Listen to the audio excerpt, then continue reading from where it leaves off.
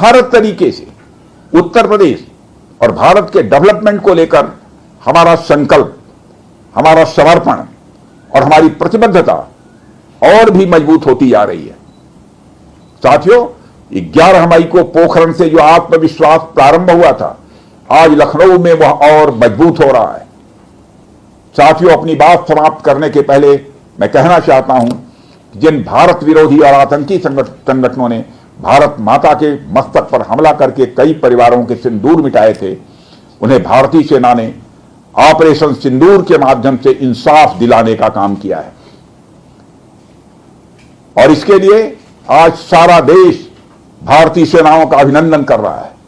Operation सिंदूर सिर्फ एक सैन्य कार्रवाई भर नहीं है, बल्कि भारत की राजनैतिक, सामाजिक और सामरिक इच्छा शक्ति का प्रतीक है। यह ऑपरेशन आतंकवाद के खिलाफ भारत की दृढ़ इच्छा शक्ति का और सैन्य शक्ति की क्षमता और संकल्प शक्ति का भी प्रदर्शन है।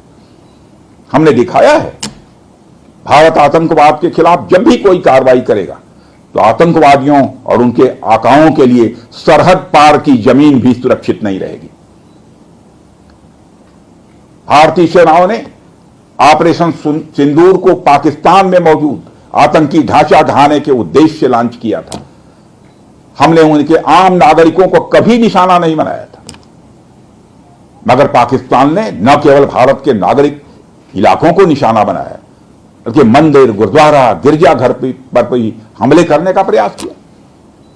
भारतीय सेना ने शौर्य और पराक्रम के साथ साथ संयम का भी परिचय देते हुए पाकिस्तान के अन्य ठिकानों पर भी प्रहार करके करारा जवाब दिया है। हमने केवल सीमा से सटे सैन्य ठिकानों पर ही नहीं कार्रवाई की, बल्कि भारत की सेनाओं की धमक उस रावलपिंडी तक सुनी गई जहां पाकिस्तानी फौज का हेडक्वार्टर मौजूद है। मित्रों, भारत में आतंकवादी घटनाएं करने और कराने का क्या अंजाम होता है, यह पूरे विश्व ने उरी की घटना के बाद देखा, जब हमारी सेना ने पाकिस्तान में घुसकर सर्जिकल स्ट्राइक की। पुलवामा के बाद देखा, जब बालाकोट पर एयर स्ट्राइक की गई। और अब पहलगाम की घटना के बाद दुनिया देख रही है कि जब भारत ने पाकिस्तान के भीतर घुसकर मल्टीपल स्ट्राइक्स की हैं। आतंकवाद के खिलाफ जीरो टॉलरेंस की नीति पर चलते हुए हमारे यशस्वी प्रधानमंत्री नरेंद्र मोदी ने स्पष्ट कर दिया है कि यह नया भारत है जो आतंक के खिलाफ सरहद के इस पार और उस पार दोनों तरफ प्रभावी कार्रवाई करेगा। यह हमारे प्रधानमंत्री जी ने स्पष्ट रूप से यह संदेश दे दिया है। इसी प्रकार डिफेंस इंडस्ट्रियल कॉरिडोर के सभी नोड्स को डेवलप करने के लिए हम पूरी तरह से कमिटेड हैं। मुझे यह भी बतलाया गया है कि अभी उत्तर प्रदेश डिफेंस कॉरिडोर में aircraft manufacturing, UAV, drones, ammunition, composite and critical materials, small arms, textile तथा पैरासूट आदि में मेजर इन्वेस्टमेंट किए गए हैं। एक अच्छी बात यह है कि इस डिफेंस कॉरिडोर में हमें पब्लिक सेक्टर और प्राइवेट सेक्टर दोनों की ही बड़ी अहम भागीदारी दिखाई दे रही है। साथियों, जब मैं प्राइवेट सेक्टर की भागीदारी की बात कर रहा हूं तो मुझे यह बताते हुए बड़ी खुशी हो रही है कि लखनऊ में ही पीटीसी इंडस्ट्रीज लिमिटेड द्वारा titanium and super alloy material plants की शुरुआत की जा रही है। इसके अलावा 7 एडिशनल क्रिटिकल प्रोजेक्ट्स की भी नींव इस समय रखी जा रही है। यह निश्चित रूप से रक्षा क्षेत्र में भारत की आत्मनिर्भरता की गति को और तेज करेगा। मैं इसके लिए श्री सचिन अग्रवाल को भी बधाई देना चाहता हूं। हमारा सपना है कि उत्तर प्रदेश दुनिया के टॉप डिफेंस प्रोडक्शन और एक्सपोर्ट डेस्टिनेशन के रूप में जाना जाए। आज जो ब्रह्मोस फैसिलिटी शुरू हो रही है, मैं समझता हूं वह यूपी डिफेंस कॉरिडोर का यह गौरव होगा।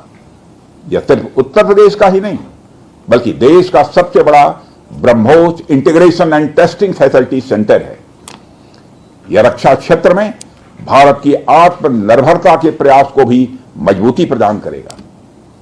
साथियों, जहां तक ब्रह्मोस का प्रश्न है, तो आप सभी यह जानते हैं कि ब्रह्मोस दुनिया के सबसे तेज सुपरसोनिक क्रूज मिसाइल्स में से एक है।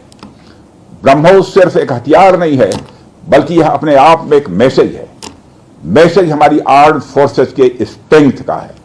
मैसेज दुश्मन के प्रति हमारी डेटरेंस का है, प्रतिरोधक क्षमता का है।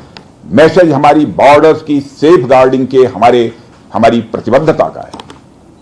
साथियों, पोखरण परमाणु परीक्षण में महत्वपूर्ण योगदान देने वाले मिसाइल मैन और हमारे पूर्व राष्ट्रपति डॉक्टर एपीजे अब्दुल कलाम ने यह कहा भी था कि unless India stands up to the world, no one will respect us in this world.